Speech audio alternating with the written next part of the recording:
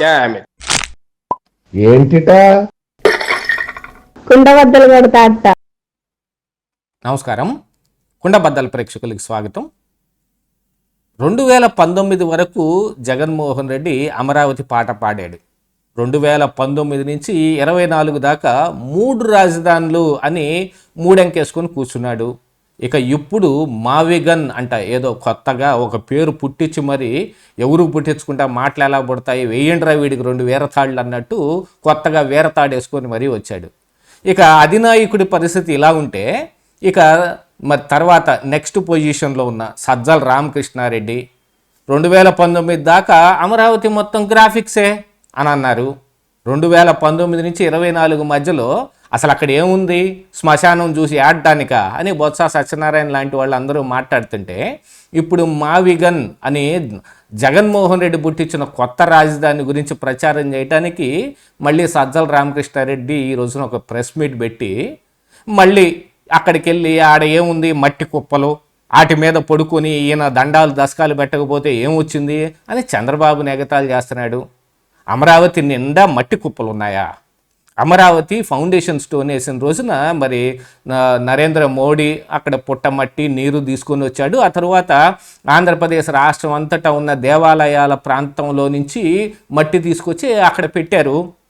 ఆ మట్టి కుప్ప అనేది ఒక ఎమోషన్ కింద చూడాలి, వీళ్ళకేమో ఎగతాళై కూర్చుంది. ఈ రోజున చంద్రబాబు నాయుడు మట్టి కుప్పల మీద పడుకొని పొర్లు దండాలు పెట్టి కొత్తగా షో చేస్తున్నాడని ఈ పెంట దెబ్బల సజ్జల రామకృష్ణారెడ్డి పెంట నోరేసుకొని మాట్లాడటం మొదలుపెట్టాడు. అమరావతి రాజధానిని నాశనం చేయటానికి జగన్మోహన్ రెడ్డి పన్నిన పన్నాగాలు మొత్తం ఒకటొకటిగా పేక మేడలు కూలినట్టు కూలిపోతూ ఉంటే ఫ్రస్ట్రేషన్లో ఏం మాట్లాడుతున్నారో వాళ్ళకి అర్థం కాలేదు. మరి నిన్న ఇదే సజ్జల రామకృష్ణారెడ్డి టెలికాన్ఫరెన్స్ పెడితే అక్కకి పుట్టిన బూతులన్నీ తిట్టేశారు ఈ వైసీపీ నాయకులే. ఆయన్ని టెలికాన్ఫరెన్స్ అని కూడా చూడకుండా అసలు జగన్మోహన్ రెడ్డితోటే మాకు ముఖాముఖి ఏర్పాటు చేయి, ఏదన్నా ఉంటే ఆయనతోనే మాట్లాడతాం అని కూడా అన్నారనేది కూడా ఒక వార్త బయటకు వస్తుంది ఈ రోజున. మరి ఈరోజు సజ్జల రామకృష్ణారెడ్డి మళ్ళీ ప్రెస్ మీట్ పెట్టి అమరావతిని మళ్ళీ కమ్మరావతి చేసే ప్రయత్నం మళ్ళీ చేస్తూనే ఉన్నాడు.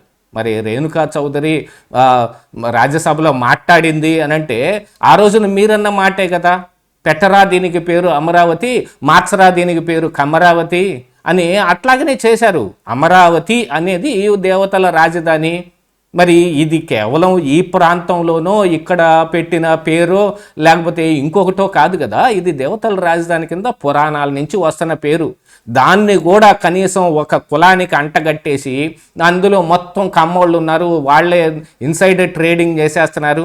మొన్ననే మరి insider trading, ring road alignment చేంజ్లో చంద్రబాబు నాయుడు అంత బొక్కేశాడు ఎంత మెక్కేశాడని మరి కోర్టు దాకా వెళ్ళి గట్టిగా బట్టబుర్ర పగిలిందాక మొట్టికాయలు ఇచ్చుకొని వచ్చాడు కదా రామకృష్ణారెడ్డి. ఇంకా సిగ్గు రాలేదు వీళ్ళకి. మళ్ళీ అమరావతి మీద ద్వేషం విషం కక్కటానికి మరొక ప్రయత్నం. అమరావతి చట్టబద్ధతను మనం ఎటుగూడి ఆపలేకపోతున్నాం, దాని మీద విషం కక్కుదాం, ఇదే ఒక్కటే ఎజెండాగా పెట్టుకోవటం. ఎందుకని అమరావతిని యాక్సెప్ట్ చేయలేకపోతున్నారు వైఎస్ఆర్ కాంగ్రెస్ పార్టీ వాళ్ళు? ఎందుకు అని అంటే దానికి ఒకటే రీజను, మిగతా నాయకులందరితోటి ఇప్పుడు వచ్చిన ఇబ్బంది ఏం లేదు. ఎందుకంటే 2024లో ఎన్నికల ఫలితాలు చూడంగానే అందరూ ఏకగ్రీవంగా నిర్ణయించుకున్నారు, అమరావతి జోలికి వెళ్ళి జగన్మోహన్ రెడ్డి వైఎస్ఆర్ కాంగ్రెస్ పార్టీని పుట్టి ముంచేశాడు అని అందరూ ఏకగ్రీవంగా తీర్మానించుకున్నా జగన్మోహన్ రెడ్డి నిర్ణయించుకోలే. రప్ప నరుగుతాం, మేము వస్తే ఏటపోతు తలకాయలు నరికినట్టు నరికేస్తాం, ఎదుటి వచ్చిన వాళ్ళందరినీ తొక్కుకుంటా పోతాం, రక్తంతో హోలీలు చేస్తాం అని కథాకళి నృత్యం అంతా చేశారు మొన్నటిదాకా. దాన్ని కూడా జనాలు ఎవరు పట్టించుకోవటం మానేశారు.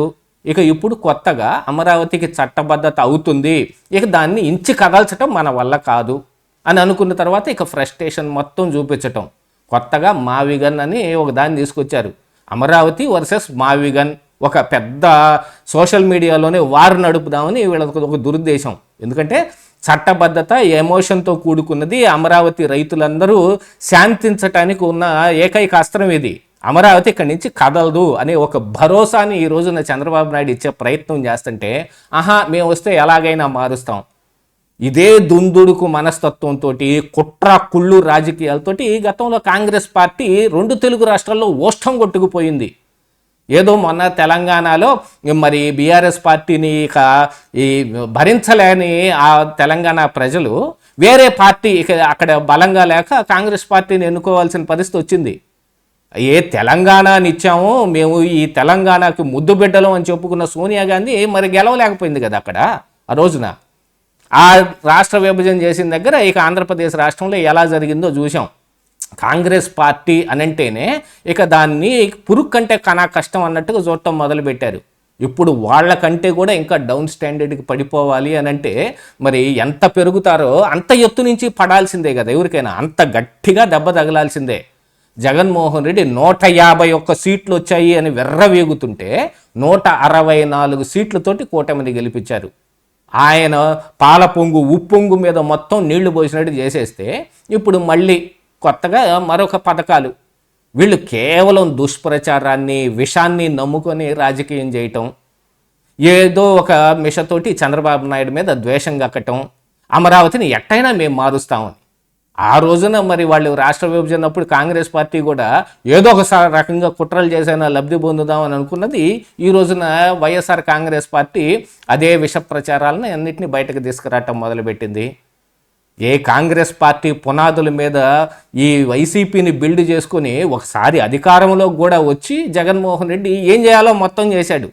ప్రజలకి ఇదిగో జగన్మోహన్ రెడ్డి అంటే ఇంత అరాచకం, ఇంత అన్యాయంగా ఉంటుంది అని అంటే ఇక తరువాత కూటమి అధికారంలోకి వచ్చిన తర్వాత అస్సలైన విషయాలు మొత్తం మొదలుపెట్టారు. కూటమి మరి జగన్మోహన్ రెడ్డి మీద ఏం కేసులు పెడతారో, ఎప్పుడు అరెస్ట్ చేస్తారో, అది ఎంత దూరంలో ఉందనేది ఎవరికి అర్థం కాని అంశమైనా మరి ప్రజల ముందు ప్రజా కోర్టులో జగన్మోహన్ రెడ్డిని దోషిగా నిలబెట్టారు. 3,200 కోట్ల రూపాయల ముడుపులకు ఆశపడి మరి ఇల్లిసిట్ లెక్కర్ మొత్తాన్ని ఏదో ఒక రకంగా ఈ ప్రజలకు అంటగట్టేశారు. ఇక ఆ తర్వాత ఇంకా పెద్ద స్కామ్ ఉంది అందులో. ఆ లెక్కర్లో గవర్నమెంట్ షాపులు పెట్టి కేవలం డబ్బులతోటే లెక్కర్ అమ్మటం, కనీసంలో ఫోన్పేలు కానీ గూగుల్ పేలు కానీ లేకుండా, ఆన్లైన్ ట్రాన్స్ఫర్లు కూడా లేకుండా డబ్బులకు మాత్రమే అమ్మి ఇంకెంత నొక్కేశారు అనేది ఇంకా తేలాల్సిన అవసరం ఉంది. ఒక లెక్క ప్రకారంగా చూస్తే లావు కృష్ణదేవరాయలు చెప్పినట్టు 25,000 కోట్ల రూపాయలు ఇందులో పెద్ద స్కామ్ ఆధారపడి ఉంది. ఇది కేవలం కంపెనీల దగ్గర తీసుకున్న ముడుపులే. ఇక మళ్ళీ కల్తీ నెయ్యి దగ్గరకు వచ్చేటప్పటికి అందులో వాళ్ళ వ్యవహారం ఏంటనేది కూడా బయటపడిపోయింది. ఈరోజు నడి బజార్లో నగ్నంగా నుంచోనుండి ఇంకా మావిగానే నృత్యం చేస్తున్నారు. ఇదిగో సజ్జల రామకృష్ణారెడ్డి లాంటి వాళ్ళు వచ్చి చంద్రబాబు నాయుడిని ఎగతాళి చేయటం, అలాగ అయి కూర్చుంది ఈ రోజున పరిస్థితి. ఇదే ఈరోజు కుండబద్దలు.